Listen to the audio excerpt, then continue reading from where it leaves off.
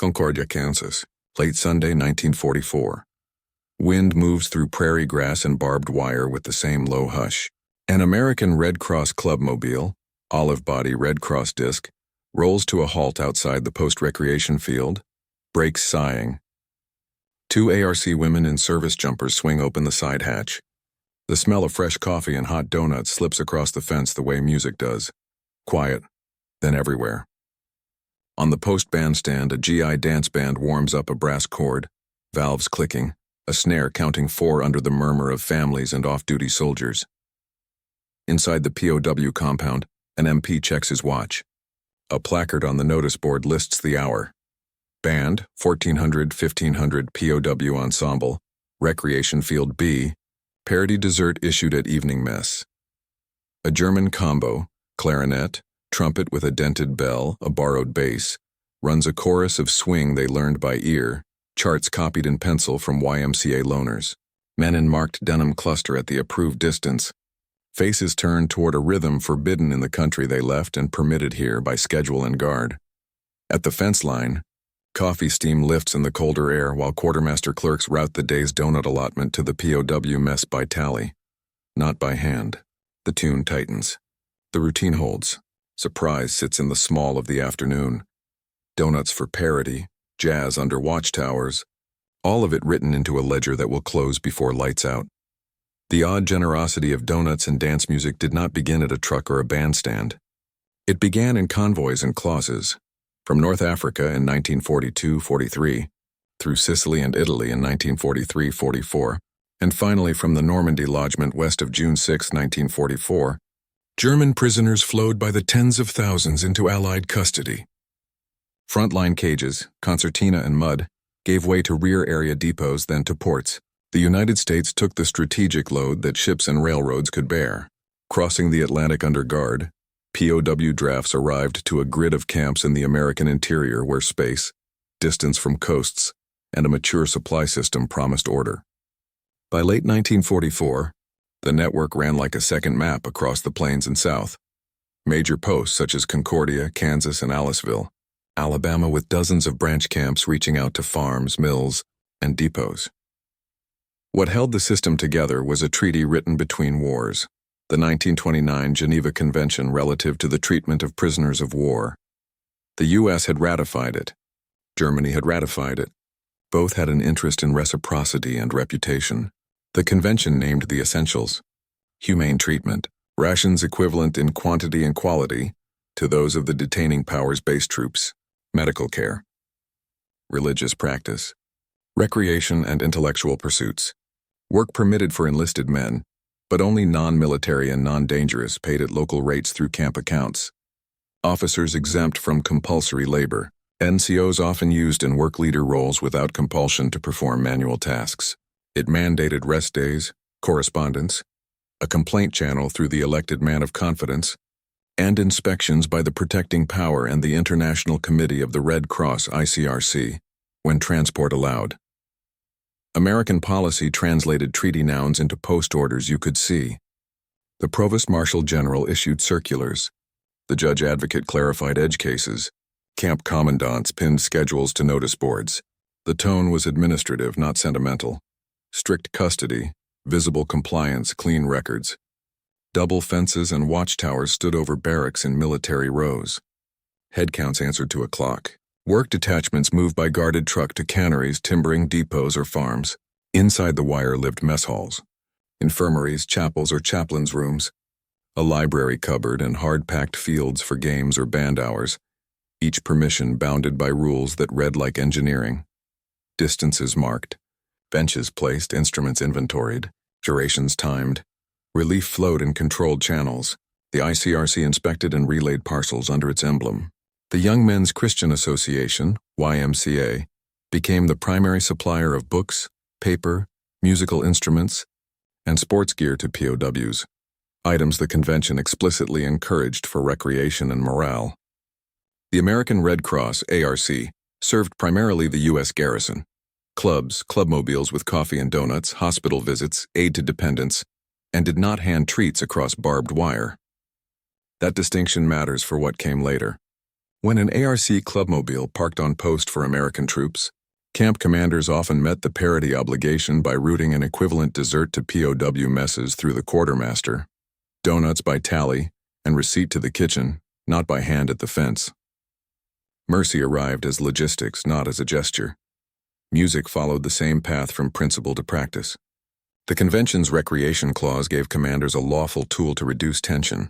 Post bands, fixtures of Army life, played on drill fields and rotundas for troops and families. POWs, meanwhile, could organize orchestras, brass bands, or small dance combos using YMCA-provided instruments and instruments purchased by the Camp Canteen Fund, all inventoried and repair-tracked. Rehearsals and performances sat on the Sunday board like any other privilege. A start time, an end time, a place, a guard detail, an interpreter on hand, a no fraternization line in bold. Where a GI bandstand sat visible across a road, sound drifted. Where it did not, the POW ensemble supplied its own hour. Either way, music became part of the routine inspectors wrote down. Recreation supervised, order satisfactory. The man of confidence, the prisoner's elected representative, stood at the hinge of policy and perception. He received the week's menus, the program list for services in band hour, and the work rosters.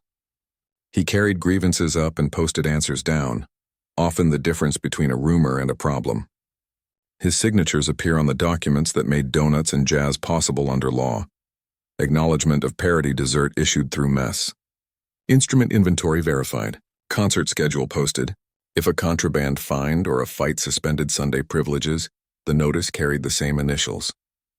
Predictability, permission by schedule, penalty by schedule, gave his authority weight. Around every allowance stood a guardrail. Fraternization was prohibited. Civilians did not pass gifts at the fence. A clubmobile crew did not cross the line to serve prisoners. The quartermaster received, counted, and distributed by headcount. A GI did not lend a horn off the bandstand. Instruments assigned to the POW music room were POW instruments, marked and checked back in. Even applause obeyed a geography. Listeners at a posted distance, guards in lanes, towers alert. The design was not coldness for its own sake. It was auditable fairness that survived bad weeks. Why did commanders bother? Because rational recreation is cheaper than extra guards, and because parity is easier to defend than benevolence.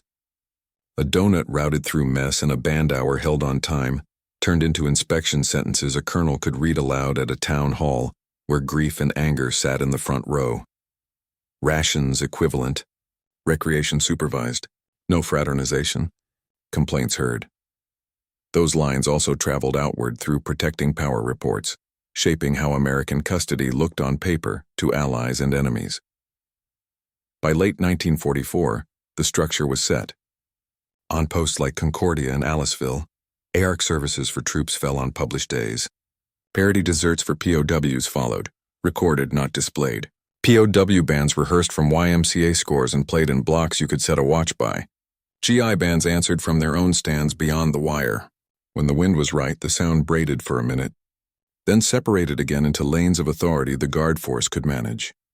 What remained was to see how those lanes worked in detail, how a clubmobile's calendar translated into donut trays at evening mess, how a clarinet and a dented trumpet became a swing chorus inside a compound, and why the ledger entries of coffee brewed, pastries tallied, clarinets issued and returned, mattered as much as any speech. Equivalence had a smell and a sound before it had a sentence. Hot fat and coffee drifting from a truck, brass warming up on a field, both arrived by schedule. On posts like Concordia and Aliceville, the American Red Cross ran on calendars pinned in the adjutant's office. Clubmobile days for the U.S. garrison, hospital calls, evening club programs. ARC crews brewed in bulk and fried by the tray for soldiers off duty. POWs were not their audience. The fence and policy made that clear.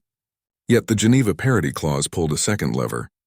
When a clubmobile parked on post, the quartermaster drew an equivalent dessert issue for the POW mess, often donuts when supply allowed, received on a tally sheet, routed to the kitchen, portioned by head count, and recorded in the day's issue book.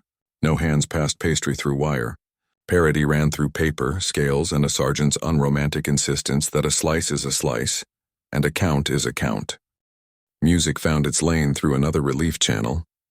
The YMCA, tasked for POW recreation, shipped instrument kits, clarinets, cornets, violins, a few accordions, sometimes a drum with a patch kit, and sheet music printed for small ensembles.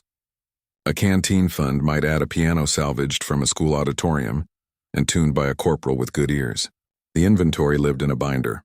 Instrument, serial, if any, condition, borrower, rehearsal time, return time.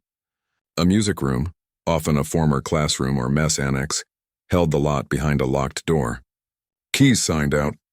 Rehearsals posted. Concerts limited to 1 hour by the notice board. 2 guards in place. Interpreter present. No fraternization. Spectators behind a chalk line. To an inspector, the design looked like safety by predictability. To men inside the wire, it felt like a lung that opened once a week. Camp maps made the choreography possible. Double barbed wire belts and watchtowers framed a rectangle of barracks, mess halls, and utility huts. Near one corner lay the chaplain's room, where Sunday services cleared the air. Along another edge, a recreation field, marked for soccer or baseball during the day, took on a band hour at set times, benches placed at a measured distance that gave guards clear lanes. The post bandstand outside the compound, for the U.S. garrison and families, sat close enough that a favorable wind braided tunes at the fence without crossing any lines that mattered. The Sunday board held the week together. It showed services by hour, sports blocks, band hour for the POW ensemble, and quietly the line the mess crew cared about most. Parity dessert, if issued on post, evening mess.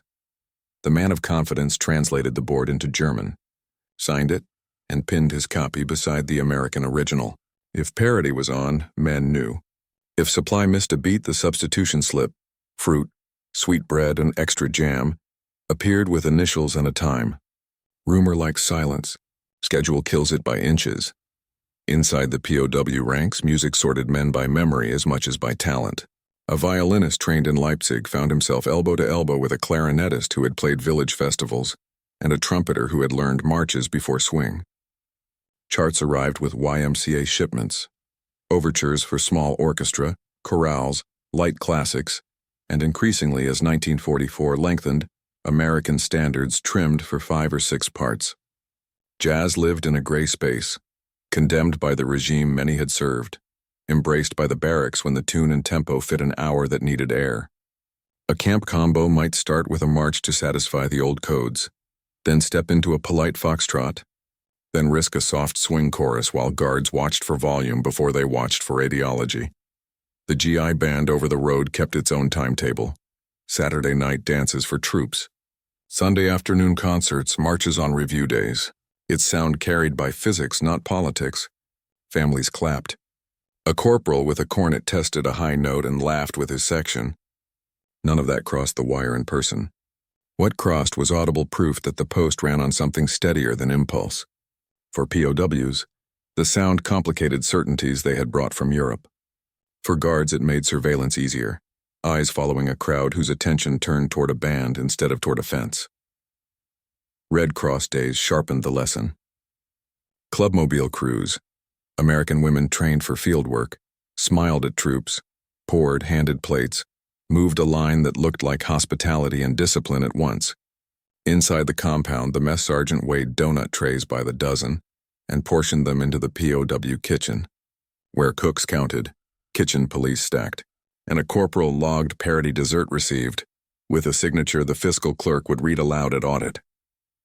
The notice board never changed its tone.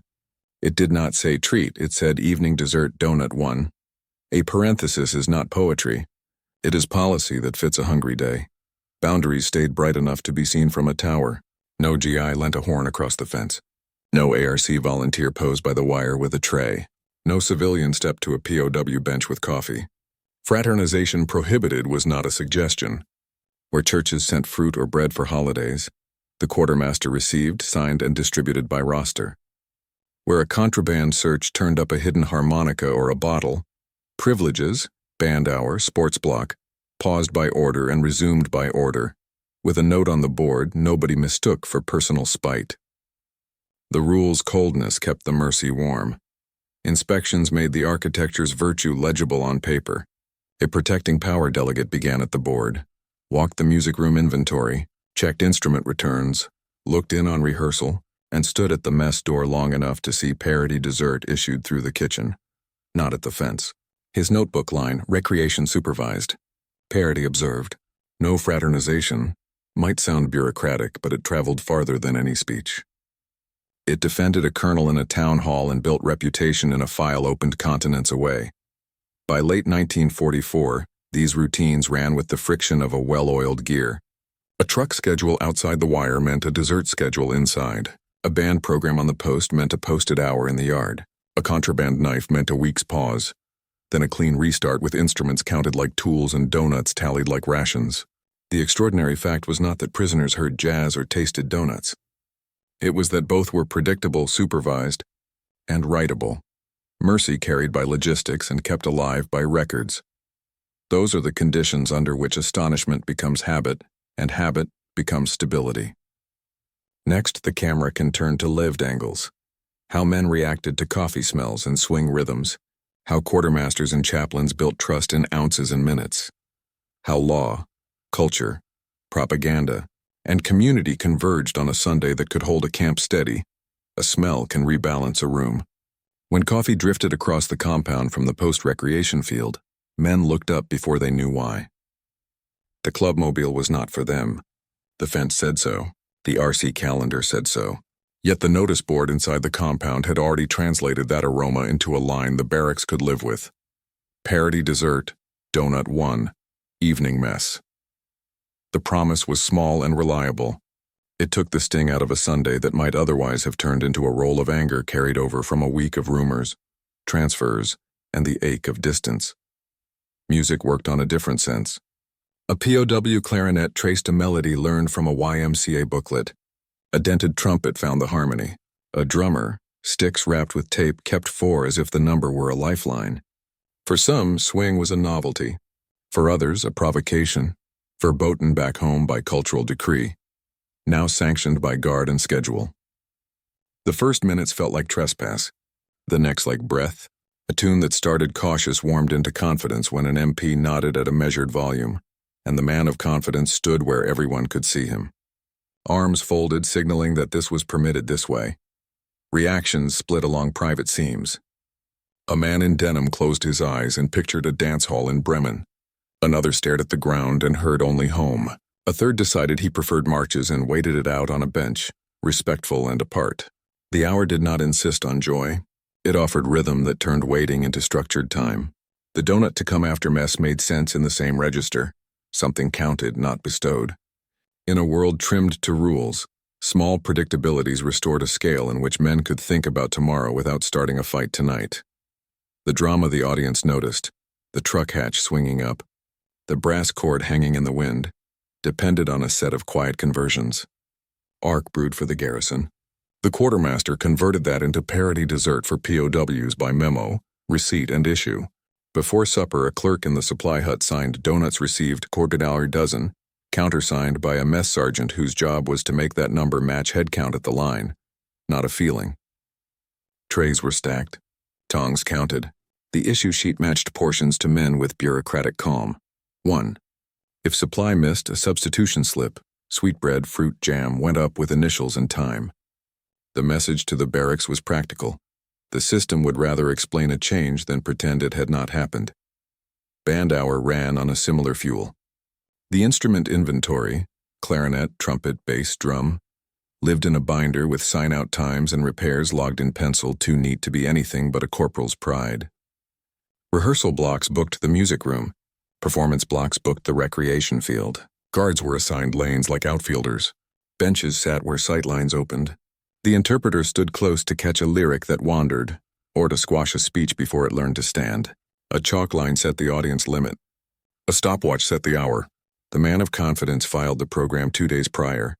And amendments, new tune order, a borrowed accordion, received an initial, or they did not happen.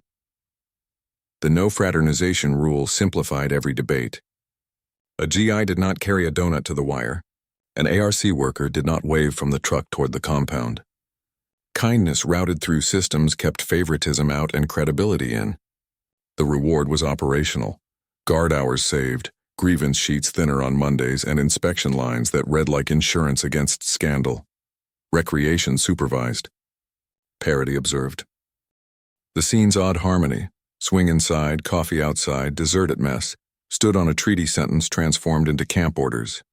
The 1929 Geneva Convention did not name donuts or jazz, but it mandated recreation and intellectual pursuits, and it fixed ration equivalents with base troops. U.S. policy translated that into a board anyone could read. Band 1400-1500 POW Ensemble. Recreation B. Parity dessert if post-issued. The law's role was not to inspire. It was to bound. Within the line, music and food could operate like valves that regulated pressure.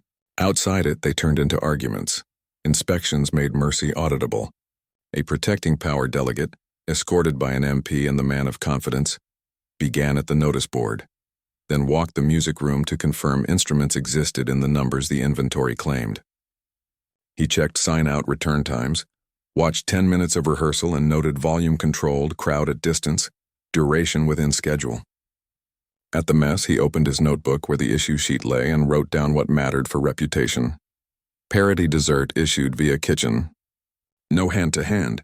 Portions controlled. If the clubmobile had not come that week, he looked for a substitution posted in advance. If a contraband incident had suspended band hour, he looked for a resumption note with dates. His report did not praise. It verified. The inspection's grammar, posted, observed, recorded, was the program's strength. It gave camp commanders a text to answer public anger without improvisation. It gave POWs a reason to temper grievance when supply hiccuped. It gave guards a policy to stand on that did not require them to like, only to enforce.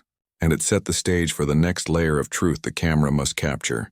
How culture itself, swings contested meanings, donuts civilian associations, shaped perception inside the wire and beyond it, the cultural and propaganda currents, and the community lines that kept mercy from melting into muddle are the next angles we'll place against this Sunday routine until its full shape is clear. For German prisoners, jazz and swing lived in contradiction. Back home, official culture had denounced them as entartet music, degenerate, tolerated only in bowdlerized form. Yet many men had heard it anyway in cafes, on foreign broadcasts, or in Wehrmacht dance halls, where a clever band slipped syncopation under a march.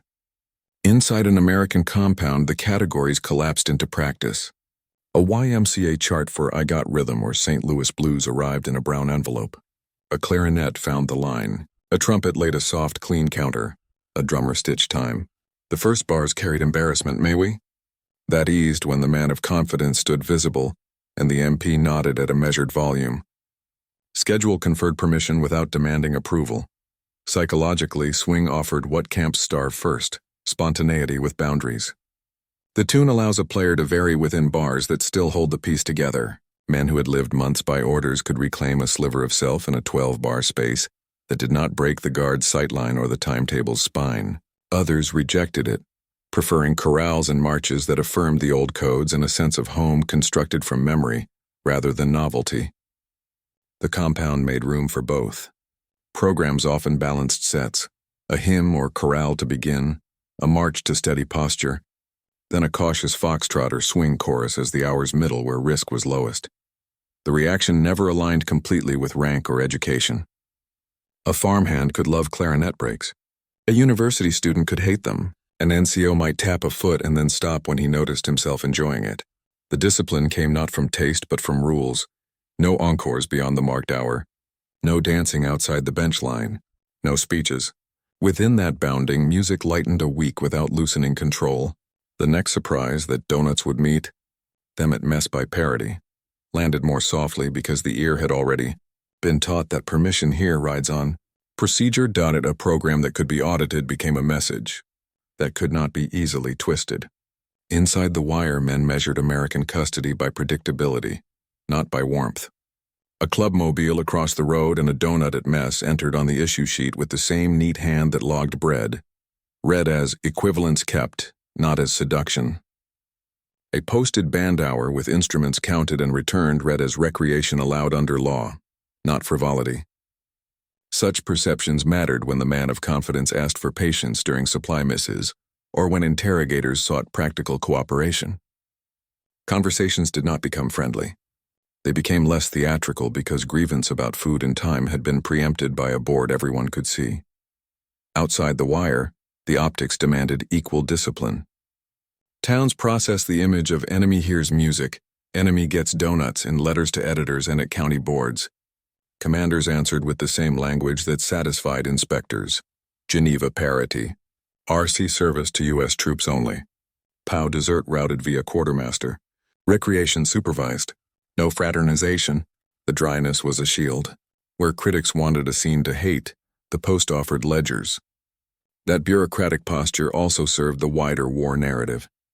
Reports forwarded through the protecting power in ICRC described American custody as law-bound and regular, a portrayal that veterans and diplomats alike could point to when contesting enemy propaganda or when seeking fair treatment for American POWs in Europe. Even among POWs inclined to view everything as an illusion, time eroded suspicion. A clubmobile day arrived on schedule or it did not. When it did, the parity dessert followed by notice. When it did not, the substitution appeared with initials and hour. A band hour began and ended at the posted times with the same 2 guards and the same chalk line. In propaganda wars, consistency beats rhetoric. The camp won that war one Sunday at a time. German camps did not invent music under wire. Italian POWs had mounted operettas and string ensembles across the interior. German orchestras often ran larger, with brass and dance combos that approached garrison bands in competence. The comparative difference was less in what played than in how strictly the rules were applied. Inventory for instruments, posted programs, interpreter present, no fraternization, and parity dessert routed through kitchens, never hands. Stateside U.S. bands provided the mirror. Soldiers and families at a bandstand beyond the fence. USO events on base. ARC coffee lines. Civilian cheerfulness constrained by military order. It was never a shared party. It was 2 schedules running adjacent under the same authority. Community participation kept to lanes. Churches or civic clubs that wished to gift fruit or sheet music did so, through quartermaster or YMCA channels. No bake sale plate passed a donut through wire. No band ant crossed a line to praise a POW soloist. No dance invitation leaked into the compound. The boundary honored grief. Mothers with stars in their windows while proving that mercy can be public and impersonal at once. When violations occurred, a friendly wave too close to the fence, a shouted compliment, the guard's correction was immediate and dull by design. The message to all parties: kindness is policy-rooted, not personal. Comparatively, the system's discipline made it portable. Whether the post was in Kansas, Alabama, or the High Plains, the Sunday board looked the same. The RC calendar hit with the same rhythm. The YMCA inventory read like a near copy. That portability paid strategic dividends. Transfers did not reset expectations. A prisoner sent from Aliceville to Concordia could predict the hour of band, the shape of benches, and the likelihood that a donut would appear by parity if a clubmobile parked across the road. Predictability is how institutions make strangers legible to one another. These cultural, perceptual, and communal lines define the stage on which a single tent Sunday would prove whether coffee on the wind and brass in the air could hold a camp steady when rumor and anger gathered. The decisive hour arrives next, where 2 bands play to different audiences under one rulebook, and the ledger closes on time. The week had stored friction like static. A contraband sweep turned up a penknife, and a handful of canteen sugar packets rolled tight with twine. 3 men went to confinement. 2 transfer rosters appeared on the notice board without warning, and were corrected an hour later when the adjutant found a clerical error. Mail from the east stalled behind a winter storm. The man of confidence walked the barracks row after lights out and heard a familiar sound, the kind of angry whisper that turns into a Monday. Problem if Sunday fails. At 07:30, the commandant wrote 2 sentences that would decide the day. ARC clubmobile on post as scheduled. Parity dessert, donut 1, evening mess as posted. He initialed the band hour to 1400-1500, POW ensemble. Recreation field B. Interpreter present. Volume controlled. No fraternization. The logic was old and hard. Keep the schedule. Let the rules absorb the week's heat. Services, short by design, steadied the air. The chaplain kept his homily tight. The interpreter hit every noun without color. The hymn landed on time. The man of confidence signed the attendance line and folded the paper once before slipping it into his pocket. Mess opened with a hum that sounded like work. The sergeant on the steam line set the ladle on the scale every 10th tray. Not because he mistrusted his wrist, but because paper must match practice when tempers run high. Bread 2, butter ½ ounce, meat 6 cooked, vegetable 4. Coffee 8, the card ruled. No one spoke loudly. Waste barrels would tell the truth by supper. 1300. The clubmobile rattled in on the post road outside the wire, its tires scribing clean arcs in powdered dust. RC women swung the hatch up, smiles professional and practiced. Sleeves rolled for heat that rose from the griddle. Coffee hit the air first. Donuts followed in a rhythm that looked like kindness and felt like logistics. Trays stacked, a quartermaster corporal receiving, counting, and routing to the POW kitchen with the same dry signature he used for flour. A clerk wrote, "Parity dessert received, ironing dozen," in a neat hand that did not care about rumor. Powder in the compound, benches stood behind a chalk line at a distance an MP could read as safe. The music room door opened. A clarinetist carried cases like a man who knew serial numbers by heart. A trumpeter tested a valve with oil from a bottle labeled and inventoried. The drummer, sticks taped, checked tension on a head patched with care. The interpreter took his place near the front, the man of confidence beside him with a program sheet. March, chorale, foxtrot, swing, march 400. The first bar snapped clean, march in even steps, posture straightening in reflex. The second selection softened, chorale in 4, an echo from a different life. Faces eased. The GI band beyond the wire chose the same interval of distance in time and sound, checked a bright chord that hung for a second, like reflected light. Wind braided the 2 notes and then set them apart. 10. The combo risked a foxtrot, brushed drums under a clarinet line copied from a YMCA chart. An MP in the lane nodded once at the volume. The interpreter let his shoulders drop a fraction. The man of confidence stood visible with his hands behind his back, authority present, not theatrical. A few men tapped feet. Most watched with the attentive stillness of people testing a surface that might bear weight. Per 20. The turn came on swing. The chart was familiar now, 12 bars, clean changes. The trumpeter clipped ornaments that would have drawn the wrong eyes and kept the melody inside polite borders. The drummer found a ride pattern that suggested more than it announced. The room's temperature dropped ½ a degree, the smallest mark of pressure vented. A guard in the tower watched more faces than hands and saw the good sign every camp wants. Attention pointed inward, not to the fence. At 14:26, a pocket of tension opened near the second bench. A man muttered about transfers. Another answered. Shoulders turned. The man of confidence stepped 2 paces, did not speak, and put a finger on the program sheet. It was not a rebuke. It was a reminder that the hour had a spine. 1 more chorus, a march to close, benches dismissed by row. He did not ask the MP to intervene. He asked the schedule to. It worked. 45. The GI band outside launched a standard at moderate volume, and the wind carried 4 bars into the compound. A few heads turned and then turned back when the combo answered with its middle chorus. The interplay was not a duet. It was 2 clocks ticking against the same Sunday. The line on the board, no fraternization, stayed bright and necessary. No waves, no shouts, no applause directed outward. Kindness could live as parallel lines if the distance held. 8. The swing chart ended with a restrained figure. The combo returned to a march. Volume stayed within the mark. The interpreter watched a singer's lips for words that wandered. None did. An inspector, delayed by the storm and now present with an MP escort, stood just inside the gate long enough to see guards in lanes, benches behind chalk, instruments listed on a sheet and visible in the hands that played them. He wrote lines whose dullness was the camp's shield. Recreation supervised, schedule observed, volume controlled, interpreter present. 1500. The hour closed exactly on time. Instruments back to cases, serials checked, a drum key turned and logged.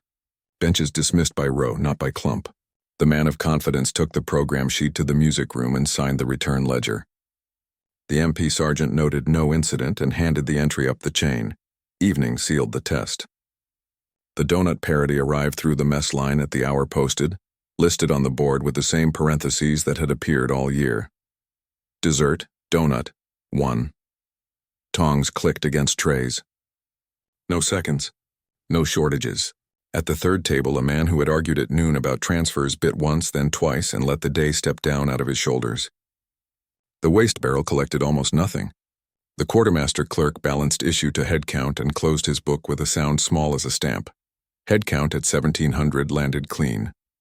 The chaplain crossed the yard at dusk and saw a thing he wrote later without embroidery. Band kept order. Dessert by parity. Mood even. The inspector's note filed that night read like a corridor of light on a dark map. Recreation supervised. Parity observed. No fraternization. Complaints heard through man of confidence. It was a sentence built from hard nouns, and it carried farther than music ever could. The hour had not converted anyone. It had held them away from the fence inside the line toward supper and lights out. The next test would come under a different pressure. Repatriation lists, winter appetites, and the question of whether a calendar of trucks and an hour of swing could still carry a room when names for departure began to post. Day, May 8, 1945, arrived at Concordia as a headline on the notice board and a cheer beyond the fence. Inside the compound, the clock did not change. Geneva still sat behind the steam table like an invisible brace. Our calendars still pinned the post week. The YMCA binder still listed instruments, strings replaced, pads repadded, valves oiled and signed out. What changed were the lists. Transfers to labor detachments, returns from farms for audits, and then the sheets that mattered most. Embarkation orders for the eastbound trains. Lists generate their own weather. Men lean, whisper, test every rumor for weight. The man of confidence asked the adjutant to let him read names an hour early, so he could explain them in sequence to his men. The adjutant agreed because sequence is half of dignity. The commandant added the only other thing he could add. Keep the schedule. Keep the record. The first test fell on a clubmobile day in June. Heat had turned the yard into a low shimmer. A supply truck arrived with flour short and butter late. The ARC parked as planned. Volunteers poured coffee and issued donuts to the U.S. garrison. The quartermaster clerk tallied the parity dessert for the POW mess and found the number under by 24. He did not improvise. He posted a substitution slip beside the program board. Dessert donut 1 to first 2 barracks by roster. Sweet roll to remaining. Butter allotment at supper. Initials. Time. The man of confidence copied the note into German and pinned it next to the original. The compound disliked the compromise but did not erupt. Posting beat speculation. At supper, the butter arrived as promised. The ledger closed balanced. July brought a band problem that could have become a quarrel. A drumhead split mid-rehearsal. The YMCA repair kit had 1 spare. The beater chewed it down in an hour. The program board already promised band. 1400, 1500. The music room corporal signed out a second hand. Snare from a GI dump list permitted with the commandant's initials because the inventory had to read clean. The POW drummer tuned in a windbreak and met the hour on time. The difference between permission and favor lived in the pencil mark next to a line that said, Snare, loan, returned 1505. Men watched that small discipline and learned again that here, mercy speaks in paper. The pressure crested in August when the first embarkation names appeared. Goodbyes are dangerous in closed spaces. Farewell gifts breed quarrels. Last favors unravel weeks. The program board answered with geometry. Band stayed on the hour, benches in rows, lanes for guards visible as chalk. The no fraternization line became more than policy. It became engineering. A POW combo played a short march, a chorale, then a soft swing. A GI band across the road tried to tune in a victory theme. The wind carried 4 bars into the compound and then lost them. The man of confidence stood where he always stood and lifted a hand for the last march. The last march is a kind of glue when people are about to separate. A rumor flared that week. The departing men should refuse the donut to show contempt for a system that fed them and sent them away in lines. At evening mess, 3 trays moved past the dessert corner without stopping. The mess sergeant looked at the issue sheet, not at faces. The interpreter said nothing. On the return loop, the 3 picked up donuts wordlessly and ate. The waste barrel recorded the only verdict a program respects. The camp doctor's note for the day, Heat and courage fluids guided the rest. An inspection fell on a hard Sunday in September. The delegate walked the notice board, the instrument inventory, the music hour, then stood at the mess door to watch parity dessert issued through the kitchen. He wrote the dull lines that mattered most. Recreation supervised. Parity observed. Substitutions posted. Interpreter present. No fraternization. He asked to see the embarkation list and whether it had been read to the barracks by the man of confidence before display. The adjutant showed the signature and the time. 1100, explained by Rep. 1200, posted. The delegate underlined the times with a ruler. Underlines defend people later. October brought cold that sharpened appetite. Milk for troops became cocoa at the ARC truck. Parity translated to heated coffee for POWs issued at evening mess by pitcher. Ounces measured to the line inside the cup. The combo shifted registers. Less brass bite, more low reads. The chaplain shortened services further so breath would not trail into cough.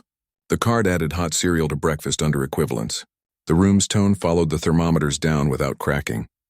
In November, a contraband search found a flask under a bunk. The commandant suspended band hour for 1 week by notice and kept parity dessert intact because rations are not a lever for punishment. The man of confidence accepted the note without drama. On Sunday, benches sat empty at 1400. At 1500, the second hand ticked over and privileges resumed the following week exactly as posted. That predictability, more than any speech, taught cause and effect. The last tight turn came in December when 2 embarkation trains were scheduled a day apart and a winter storm threatened both. The adjutant posted delays in precise minutes. The RC calendar held. Donuts reached the post bandstand. The quartermaster delivered sweet rolls to the POW mess because trucks had mislaid the pastry order and then found it again under frost. The man of confidence carried the substitution note along the barracks row like a walking notice board. The POW combo met its hour. The GI band canceled for weather. Inside the wire, the program kept its binding even when the outside failed. On the morning the first train finally pulled, trays in the mess line clinked as usual. The man of confidence returned unused canteen coupons for men departing and signed a credit. At the dessert corner that night, a departing man asked the interpreter whether he could keep his donut for the ride. The interpreter pointed to the card, consumed at mess, and shook his head. The man ate slowly and said nothing. Headcount at 1700 rolled clean. A guard in the tower watched the yard resolve into lanes and wrote a sentence in his notebook that he kept for himself. Program held under lists. The turning point across those months was not sweetness or sound. It was the refusal to let either become personal when everything else felt that way. Donuts routed by ledger, swing held to volume and time, lists acknowledged in sequence. The program drew a straight line through weather that wanted zigzags. What followed, measurable and plain, belonged to the aftermath. Discipline steadier, clinics lighter, inspection notes repetitive in the safest way, and memories that reduced politics to sentences about coffee and a clarinet under watchtowers. Proof of a program lives where adjectives die, in ledgers, logs, and inspection notes. In the adjutant's office at Concordia, the discipline summary for each month stacked the same columns. Infractions, confinement days, privileges suspended, grievances filed by the man of confidence, grievances resolved. Across late 1944 into 1945, the graph bent toward calm on weekends when the board read Band 1400, 1500, POW Ensemble, and the mess card carried Parity Dessert, ARC Day, in its parenthesis. Barracks disturbances dipped. Collective punishments thinned.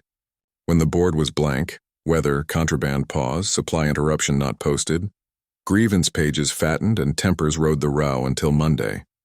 The equation wrote itself in ink. Posted recreation plus posted parity, Sears quieter nights, inspection, reports from the protecting power, and the International Committee of the Red cross-hardened the same truth into phrases that traveled beyond the fence. Delegates began at the notice board, checked programs posted, walked the music room inventory, instruments present, repairs noted, serials or marks matching the binder, then stood at the mess to see parity dessert issued via kitchen, not fence. Their notebooks filled with the dull lines commandants prized. Recreation supervised. Parity observed. No fraternization. Substitutions posted. Interpreter present. Where faults appeared, an overlong set, volume pushed into a guard's shout, a dessert undercount corrected at supper. The next visit tended to show proof of correction with times, initials and cross-references to the man of confidence's log. Reputation grows in the footnotes that show error. Adjustment record. Medical officers reported the body's reply. Clinic registers tracked cold, strain, minor injuries from work details and sport, dental repairs, and the slower indices of morale, sleep complaints, appetite notes, and the frequency of fainting in heat or collapse in cold. Their monthly summaries tilted toward the same sentence by winter. Nutrition and routine stable. Clinic load steady to reduced. On ARC days routed through parity, infirmary staff saw no spikes in stomach complaints because dessert portions were measured to the same scale that governed bread and meat. Coffee or heated milk issued by cup line reduced headaches on cold Sundays and cut the low fevers that follow long afternoons in drafty barracks. When band hour held, the log recorded fewer evening disturbances and shorter sick call queues on Monday. A program that right-sized emotion into time blocks saved both pills and paperwork. The quartermaster produced another ledger of persuasion. Issue sheets matched headcount with an accuracy that devolved to ounces, not guesses. Substitution slips carried initials and hours. Donut short, sweet roll, milk to cocoa in cold, butter late, extra slice at supper. Each paired with a note in the man of confidence's file confirming that the translation into German had been posted before the tray line opened. Waste barrels told the truth that meetings sometimes dodged. Light on program days, heavier when the card surprised the room. The mess sergeant scribbled a margin sentence after one clean month of ARC parity and Sunday band. Program saves arguments. For the guard force, the cost curve flattened where the schedule held. An MP lieutenant who once saw music as a luxury and dessert as softness added a line to his training notes. 1 hour of supervised band, fewer ad hoc head counts. Parity dessert via kitchen, no fence incidents. He built rosters accordingly, guards in lanes, not excess posts. A sergeant at the steam line with a scale, not a private with a shrug. An interpreter briefed to translate rules, not sympathies. Fewer sudden lock-ins. Fewer escorts to infirmary after quarrels that began as rumor and ended as bruises. Sunday became guard savings by routine. The man of confidence turned formality into leverage. His signature sat beneath programs posted, instrument returns, parity receipts, and substitutions. When a barracks demanded seconds because the GI band played outside, he had a document, not an opinion. No seconds. Parity via kitchen. Portion. 1. When a server shorted ladles in haste, his complaint produced a supplemental at supper, visible, timed, initialed. His phrase in notes returned to the same spine, as posted. In a system that prefers schedules to speeches, the man who guards the schedule holds the most human authority. The public record beyond the wire settled into a defensive calm. County boards and city councils logged rations per convention. Recreation supervised. No fraternization. After commanders read inspector lines into minutes like incantations against rumor. When a letter to the editor asked why a prisoner heard jazz or tasted a donut, the reply came back uniform. Because base troops did so that day. Parity is policy. Dryness did the moral work. It kept mercy from becoming a favor and custody from becoming theater. Not every page reads smooth. The files still list contraband, a flask under a bunk, pilfered sugar packets followed by penalties applied by order, a week's pause on band hour, never on rations. Escapes appear, brief, hungry, and almost always reversed by weather. A defective drumhead nearly broke a Sunday until an inventory loan bridged the hour. The point is not perfection. It is resilience, a routine that absorbs error, writes its fix, and keeps time. By late 1945, with embarkation thinning barracks, the after-action tone repeated the safest litany a camp can earn.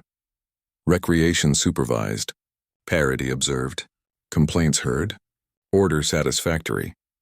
That language would carry into the last trains, the last audits, and the quiet that follows when watchtowers become silhouettes and a program becomes a memory. For German POWs, letters that slipped past censors reduced astonishment to ledger phrases. Coffee for troops. Donut at mess, 1. Music hour held. A line here and there added color without commentary. Clarinet good, Drum steady. March then American dance. No seconds. In diaries saved after repatriation, men wrote about listening more than eating. The swing they had been told to despise sounded different when it arrived with a schedule instead of a sneer. Some admitted nothing on paper but remembered later that a corral eased the chest and a foxtrot untied the jaw. None called it kindness. They called it order under a law kept. When veterans told families, they kept the nouns. Clubmobile outside the fence. Parity dessert inside through the kitchen. Band hour under guard posted timed. A son heard the story of a donut and a clarinet under towers and asked if the guards were friendly.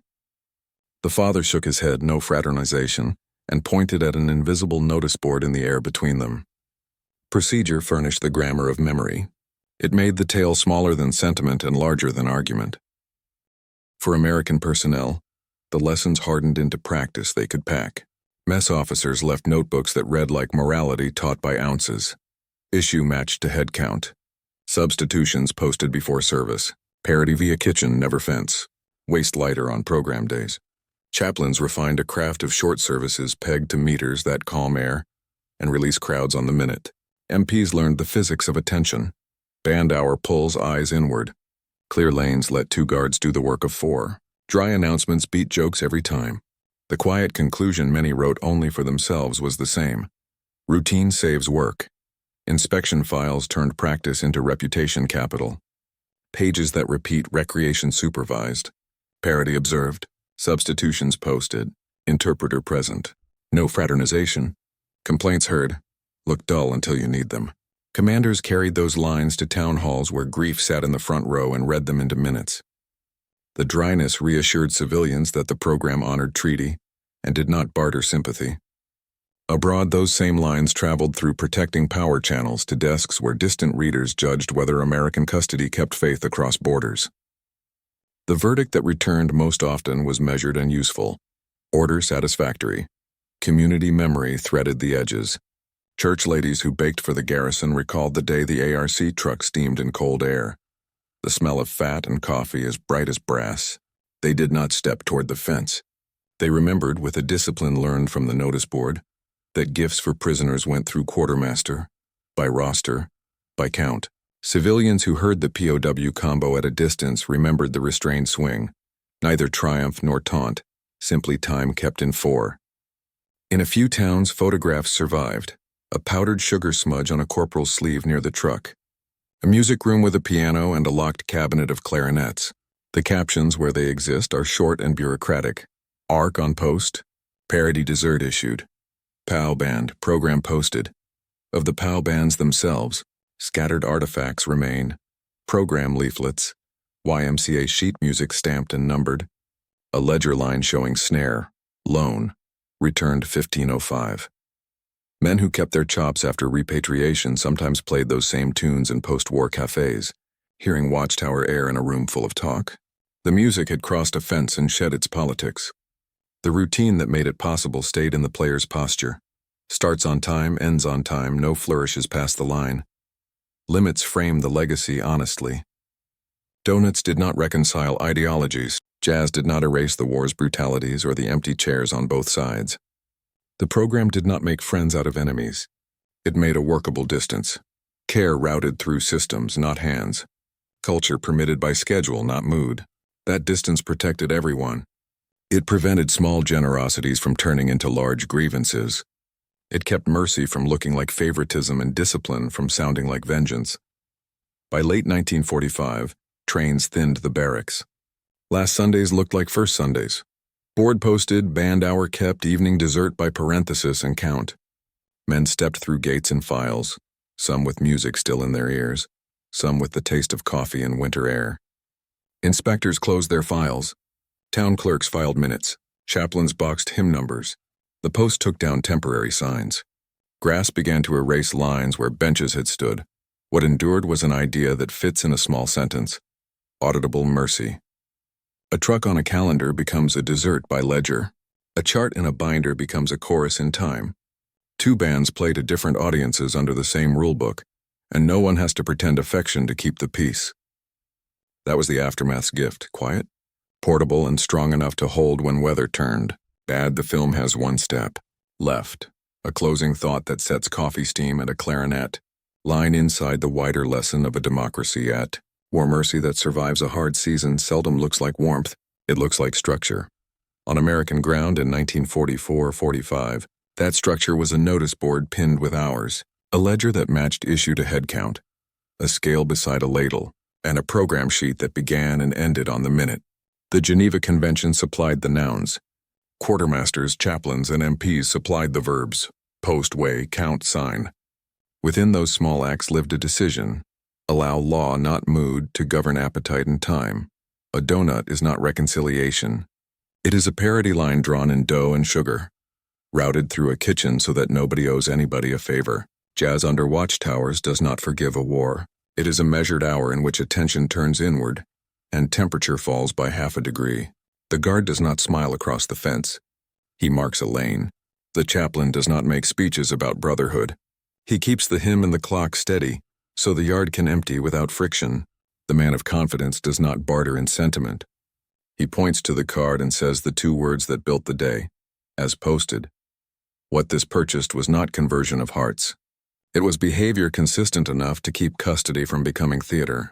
Inspection notes repeated the safest litany a democracy at war can offer. Recreation supervised. Parity observed. No fraternization. Complaints heard. Order satisfactory. Medical charts translated it into the body's language. Clinic loads down, sleep steadier. Discipline logs echoed it. Incidents fewer when the board and the ledger held. The image to keep is ordinary. Coffee steam drifting across a fence translated by a clerk's neat hand into dessert one at evening mess. A clarinet line written in a YMCA booklet, translated by inventory and schedule into 60 minutes that end on time. Two bands playing to different audiences under the same rule book, neither trespassing, both useful. In the long after, memory does not argue the politics of a tune or the sweetness of a pastry. It recalls that a book was kept when it would have been easier to improvise. That is a kind of moral proof available to strangers. Auditable mercy, visible in ounces and measures, strong enough to hold on a Sunday when rumor runs hot and trains are due. The yard empties. Benches scrape. The last chord fades. The ledger closes with a small decisive sound. Outside, the war continues. Inside, our routine has turned custody into something steadier than fear, and that steadiness is what crosses the years.